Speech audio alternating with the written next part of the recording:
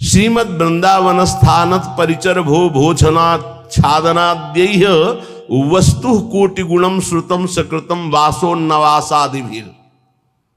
तुम्हें एक उपाय बता रहे हैं जिससे तुम्हें जल्दी लाभ मिल जाएगा कि जो वृंदावन वास कर रहे हैं भगवत प्रेमी जन, आप उनकी सहायता कर दो, परिचर्या कर दो।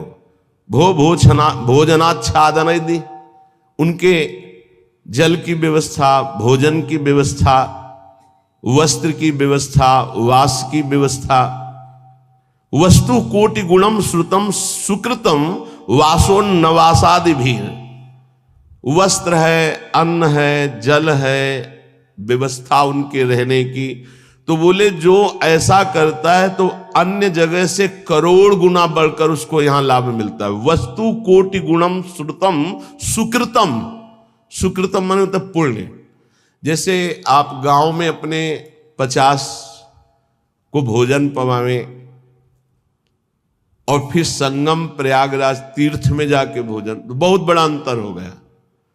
फिर काशीपुरी में, द्वारिकापुरी में, अयोध्यापुरी में, मथुरापुरी में, कांचीपुरी में, अवंतिकापुरी में, इनमें पवाएं तो उससे भी बहुत बड़ा अंतर पड़ा, बड़ा लाभ मिलेगा। लेकिन श्रीधाम वृंदावन में यदि वास करने वाले जन हैं, उनको भोजन है, वस्त्र है, उनके वास की व्यवस्था है, तो वस्तु कोटि गुणम श्रुतम सुकृतम वासोन्नवासादिवीर परिचर भोजनाच्छादनाद्य। उनकी परिचर्या, उनकी सेवा, भोजन है, जल है, वस्त्र है, आदि आदि जो उनकी वास में सुविधा देता है, बोले करोड़ गुना उसको लाभ हम प्राप्त होता है। वस्तु कोटि गुणम, 1 रुपये का करोड़ रुपया। ये किसको? जो अपनी वस्तु दान करता है। दूसरी बात, जो ये मान के कि प्रिया प्रीतम प्रभु की दी हुई वस्तु प्रभु के जनों में लग रही, तो उसे भगवत प्रेम प्राप्त होता है, उसकी नाम में रुचि हो जाएगी, उसकी प्रिया प्रीतम के ध्यान में रुचि हो जाएगी, उसकी भगवत चर्चा सुनने में रुचि हो जाएगी। वस्तु वही दी, फल 2 हो गए। एक हो गया प्राकृतिक फल, 1 रुपए का 1 करोड़ वापस मिलेगा, और एक हो गया कि वही वस्तु दी और भगवत प्रेम मिलेगा। नाम में प्रीति, धाम में प्रीति, लीला में प्रीति, प्रिया प्रीतम में प्रीति। पर एक अपना मान करके अर्पित करता है कि ये मेरी संपत्ति मैं दान कर रहा हूं, तो उसे करोड़ गुना बढ़कर मिलेगा। और एक तो दियम वस्तु गोविंदम तुभ्यमेव समर्पये, हे प्रभु आपकी दी हुई वस्तु आपको समर्पित कर रहा हूं, इससे उसे भगवत आराधना में रुचि प्रकट हो जाएगी, जो अत्यंत दुर्लभ बात है। यदि वो वृंदावन वास नहीं करता और वो वृंदावन वास की व्यवस्था करता है, वृंदावन वासियों की जो विरक्त भाव से वास कर रहे हैं, जिनके जीवन का उद्देश्य प्रिया प्रीतम है, उनके वास की व्यवस्था में कुछ सहयोग करता है, तो बोले तीर्थे वासी तुम स्वयं ही तरति दो सा यत तारेत, उसको डबल लाभ मिलता है। क्या? वो स्वयं तरता है, अपने परिवार को भी तार देता है। वृंदावन वास नहीं हो पा रहा तो भी उसे वास करने वाले से बढ़कर लाभ मिल रहा है, क्योंकि वास करने वालों की व्यवस्था कर रहा है वो। पर देखो 2 प्रकार का लाभ होता है, एक होता है लौकिक लाभ, एक होता है पारलौकिक लाभ। यदि आपने पारलौकिक लाभ का संकल्प करके संतों की सेवा शुरू की है, तो खेल कुछ और होगा जिसे तुम पहले समझ लो, और अगर लौकिक लाभ के लिए शुरू किया है तो खेल कुछ और होगा, उसको पहले समझ लो। एक पूज्यपाद उड़िया बाबा जी के निज जन हमें 25 वर्ष पहले मिले थे, महाराष्ट्र के थे वो, बाबा से संबंध रखते थे। परिक्रमा में मिले, बड़ा आनंद मिला, क्योंकि अपने प्राण प्रिय बाबा के जन थे। तो उन्होंने घटना सुनाई चलते चलते, पानी घाट से लेकर चामुंडा मोड़ तक चर्चा ये चली थी। तो उनका बड़ा दिव्य धाम है, यहां के वासियों की सेवा का बड़ा दिव्य फल है। वो प्रसंग वशात याद आ रही, सत्संग में 1-2 बार सुनाया, पकड़ पाओगे तो याद आ जाएगा। तो एक बड़े धनी मानी दिल्ली के जन थे, घटना थी, फैक्ट्रियां थी, खूब धन, अकेला लड़का सब। उनको कहीं संतों के संग से बात लाभ की सुनने को मिली कि वृंदावन के विरक्त रसिकों का अगर सेवन किया जाए, सेवा की जाए, परिचर्या की जाए तो बहुत जल्दी लाभ मिलता है।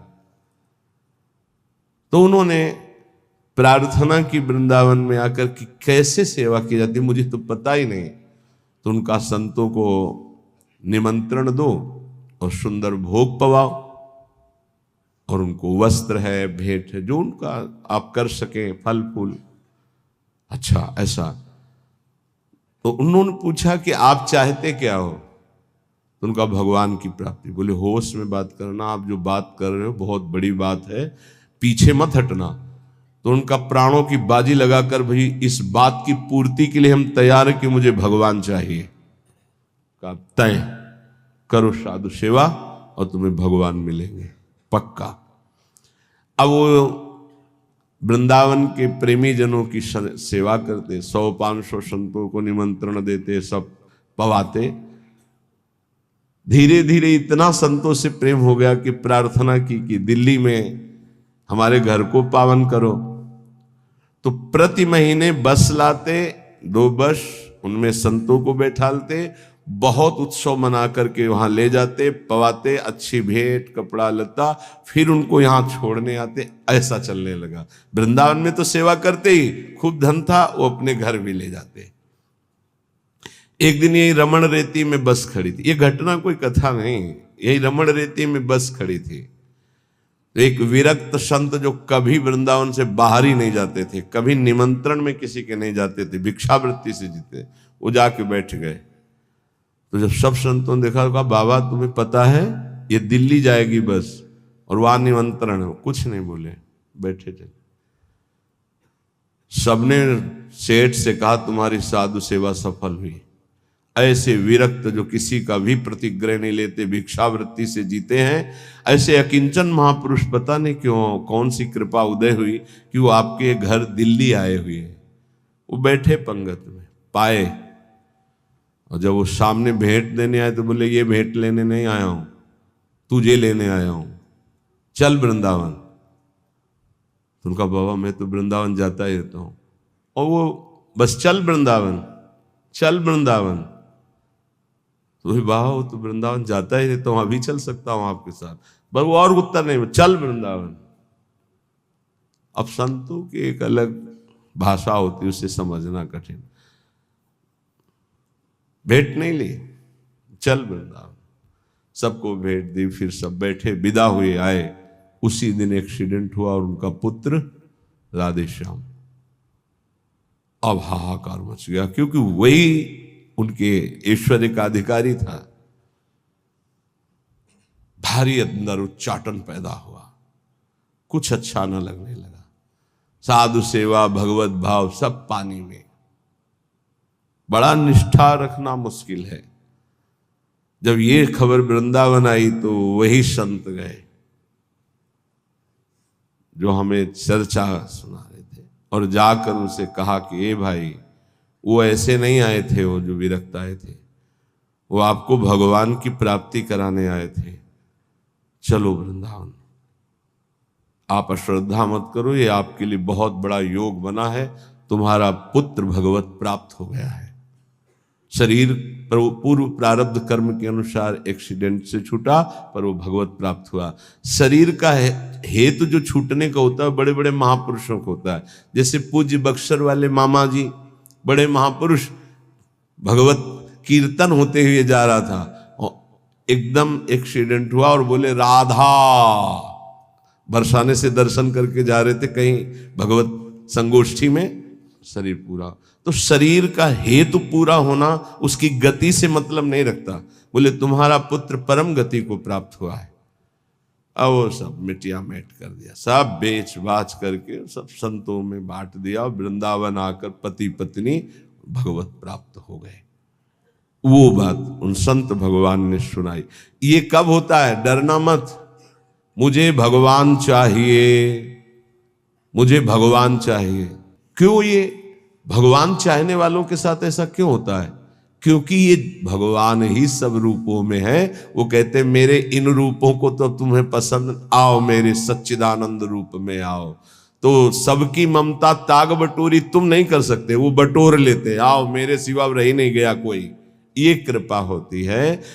हे युधिष्ठिर, जिस पर मैं कृपा करता हूं उसका सबसे पहले प्रियजनों से वियोग कराता हूं और धन का अपहरण कर लेता हूं और किसी का भी किसी योग्य न रखकर, किसी काम लायक न रखकर उसे ऐसा कर देता हूं कि सिर्फ मेरा ही भरोसा, मेरा ही आश्रय। तो एक शब्द में कहा, उसका सर्वनाश कर देता हूं। आओ होली खेलो। सर्वनाश की होली खेलना हो तो श्री कृष्ण से प्यार करना। डर गए ना? डरना मत। सर्वनाश का मतलब है तुम्हारी मृत्यु का नाश, तुम्हारे काम, क्रोध, लोभ, मोह, मद, मत्सर, हर विकार का नाश। और सच्चिदानंद स्थिति में ऐसा नहीं है कि सबके धन का अपहरण कर ले। अम्बरीश जी चक्रवर्ती सम्राट, दशरथ जी चक्रवर्ती सम्राट, वृषभानु जी, नंद बाबा, बड़े बड़े महाभागवती हैं जिनके आंगन में भगवान घुटने के बल खेल रहे। कभी कभी भक्तों के अनेक जन्मों के संस्कार को भस्म करते हुए माया समेट लेते हैं। यही माया है, मैं और मोर तोड़ते माया। तो यहां कह रहे हैं जो अपनी वस्तु मानकर दान करता है उसे करोड़ गुना बढ़, ये अच्छा लगता है नहीं? ये अच्छा लगता है। एक देव करोड़ भंजाओ। और दूसरा है आपकी वस्तु आपको समर्पित, वो सीधे आपको प्राप्त करेगा, प्रभु को, अनंत काल तक के लिए महान वैभव संपन्न, सुख संपन्न प्रभु के समीप। जो हमारे प्रीतम है, जिनके हम अंश है, वास्तविक जो हमारे संबंधी है, ये तो सब संबंध का नाटक है, वास्तविक सत्य संबंध हमारा प्रभु से है। तो श्रीपाद कह बहुत सुंदर उपाय बता रहे। साधु सकनो से, यदि तुम ऐसा कर सको, संपूर्ण संसार स्वाप्निक है, इसका त्याग कर प्रिया प्रीतम का ध्यान करो। बोले बड़ा कठिन, कैसे करूं? बोले आओ वृंदावन रसिकों का संग करो, तन नाम जप, उनका नाम जप करो, नाम कीर्तन करो, लीला कथा सुनो, तुम्हारी प्रीति हो जाएगी प्रिया प्रीतम में। बोले बहुत कठिन है, इसमें भी मन नहीं लगता। तो फिर ऐसा करो, जो वृंदावन वासी विरक्त जन, उनको भोजन कराओ, उनके वस्त्र की व्यवस्था करो, उनके वास की व्यवस्था करो, उनके वास की सुविधा दो। वस्तु कोटि गुणम श्रुतम सुकृतम वासोन्न वासादि भी, वस्त्र और वास आदि की व्यवस्था, भोजन, भोजनाच्छादन की व्यवस्था। तो बोले वास ही तू स्वयं ही तरते, वो स्वयं तर जाएगा।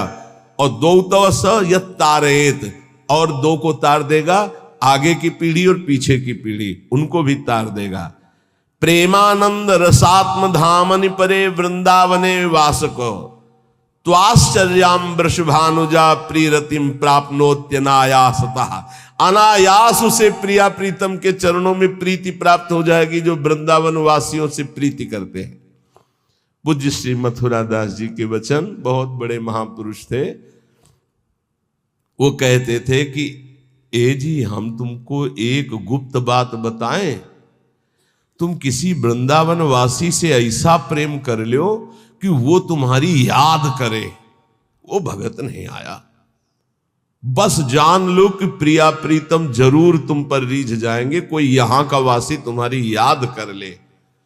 अब ऐसे नहीं कि हमारी याद कर लेना, ऐसे आचरण करो कि वो तुम्हारी याद करे। ऐसी प्रियता बढ़ाओ कि वो तुम्हें अपना कहे।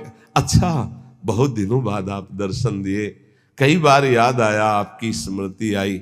अहो भाग्य, धाम में बैठकर भजन करने वाले आपकी याद करें। ये पूज्य मथुरा दास जी कहते थे, तुम ऐसा अपनापन करो किसी वृंदावन वासी रसिक से कि वो तुम्हारी एकांत में सेवा का स्मरण करके याद करे। तुम्हारे आचरण, तुम्हारा स्वभाव, तुम्हारी भजन पद्धति, तुम्हारा अपनापन, वो एकांत में तुम्हें याद करे। तो कह रहे, प्रेमानंद रसात्म धामन परे वृंदावने वासकस्त्वाश्चर्याम वृषभानुजा प्रिय रतिम। आश्चर्य की बात, प्रिया जी के चरणों में प्रेम प्राप्त हो जाएगा इन वृंदावन वासियों की सेवा से। और कहते प्राप्नोत्य अनायासता, इसके लिए तुम्हें कोई साधना नहीं करनी पड़ेगी, अनायास प्रेम की प्राप्ति हो जाएगी। निष्किंचनान कृष्ण रसे निमग्नान महानिरीहान जनसंग भीतान। पर सेवा जो निष्किंचन है, अकिंचन महापुरुष जो प्रियालाल के अनुराग में रंगे हुए हैं, उन्हीं को निष्किंचन कहा गया है। प्रियालाल के सिवा जिनका कोई नहीं है। ऐसे कृष्ण रसे निमग्नान, जो प्रिया प्रीतम के प्रेम रस में निमग्न है, ऐसे की सेवा से प्रिया प्रीतम का प्रेम रस प्राप्त होता है। ध्यान रखो, छल कपट का भी बहुत राज्य है। यही पास में ही राजा था कंस, कहीं दूर नहीं था। तो अगर कृष्ण की नगरी है तो पास में कंस की भी नगरी है, उसका भी प्रभाव होता। जैसे आपने 100 रुपया दिया और उस 100 रुपये का किसी ने मदिरा पान किया, जिसको दिया, अब वो आपके सुकृत नष्ट हो जाएंगे। बहुत धन देने के लिए पात्रता की अत्यंत आवश्यकता है। बिना पात्र के धन मत दीजिएगा। भोजन के लिए पात्र और वस्त्र के लिए, इसके लिए नहीं सोचना। जैसे कोई ठंडी में कांप रहा है तो पात्रता नहीं देख रही। भोजन भूखा है, उस पवा दो, पात्रता नहीं देखनी। हमारे सामने भोजन पाओ बैठ के, हम तुम्हें जितना पाओगे पवा देंगे। सर्दी है, ये लो कपड़े ओढ़ लो, ठीक है। लेकिन जब रुपया देने की बात आवे तो बहुत होश में देना चाहिए कि उस रुपये का क्या करेगा। निष्किंचना नाम कृष्ण रसे निमग्नान, बहुत छल है। कोई बिरला, सैकड़ों में कोई बिरला एक ऐसा जो भगवान के मार्ग में विशुद्ध चलना चाहता। नहीं तो ये माया ऐसी बुद्धि भ्रष्ट कर देती कि वेश का दुरुपयोग और नौटंकी। अगर हम ऐसे को अर्थ देते हैं, ऐसी की व्यवस्था करते हैं, तो हम भी पाप के भागी होते हैं। इसलिए पात्र देख करके, ऐसा नहीं कि मनमानी, पात्र देख करके। भगवान के निज जनों के द्वारा कभी अभद्र व्यवहार नहीं हो सकता, ये बिल्कुल दिमाग में लिख लो। ऊसर बरसई तृण नहीं जामा, संत हृदय जिम उपज न कामा। जैसे ऊसर में तृण नहीं जमता, ऐसे संत के हृदय में अभद्र भाव नहीं आ सकता। भूल न देह कुमारग पाऊं। ये जो जीने के लिए इस वेश को स्वीकार कर लेते हैं, उन बहुत हानि हो जाती है। क्योंकि उनका उद्देश्य केवल रसेंद्री जनेंद्री इंद्रियों का भोग होता है और बहुत बुरी तरह उपहास करते हैं इस वेश का। इसलिए यहां जहां सेवा की बात आई है, वहां एक शब्द और आ गया है, निष्किंचना नाम कृष्ण रसे निमग्नान।